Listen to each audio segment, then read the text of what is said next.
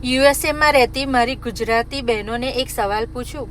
ઘરનું બધું કામ પતી જાય, હસબન્ડ કામે ગયા હોય, બાળકો સ્કૂલમાં હોય કે સૂતા હોય, અને બપોરે 1-2 કલાક આપણને પોતાના મળે ને તો આપણે શું કરીએ છીએ? ક્યારેક ઊંઘી જઈએ છીએ, અને ઊંઘ ના આવે ને તો ઇન્સ્ટાગ્રામ રીલ સ્ક્રોલ કરવાનું શરૂ કરીએ છીએ, અને પછી ખબર જ નથી પડતી કે 1-2 કલાક કઈ જતા રહ્યા, રાઈટ? પણ વિચારો, એ જ 1-2 કલાક જો આપણે કોઈ ડિજિટલ સ્કિલ શીખવામાં આપીએ અને ધીમે ધીમે પોતાના માટે એક નવી ઓપોર્ચ્યુનિટી બનાવી શકીએ, પોતાના નાના મોટા ખર્ચા કોન્ટ્રીબ્યુટ કરી શકીએ, હસબન્ડને સપોર્ટ કરી શકીએ અને બાળકોના ફ્યુચર માટે કંઈક એક્સ્ટ્રા કરી શકીએ.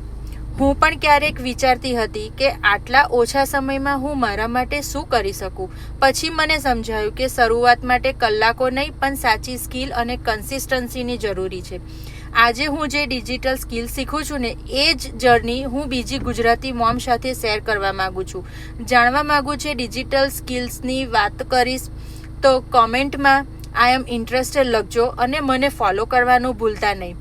કેમ કે જો એકવાર આ વિડીયો ખોવાઈ ગયો ને તો તમને તમારું ફ્યુચર બિલ્ડ કરવું હશે ને તો તમને હું ફરી નહીં મળું. તો હું તમને step by step proper guidance પણ કરીશ. સો બહુ રાહ ના જોશો. Thank you.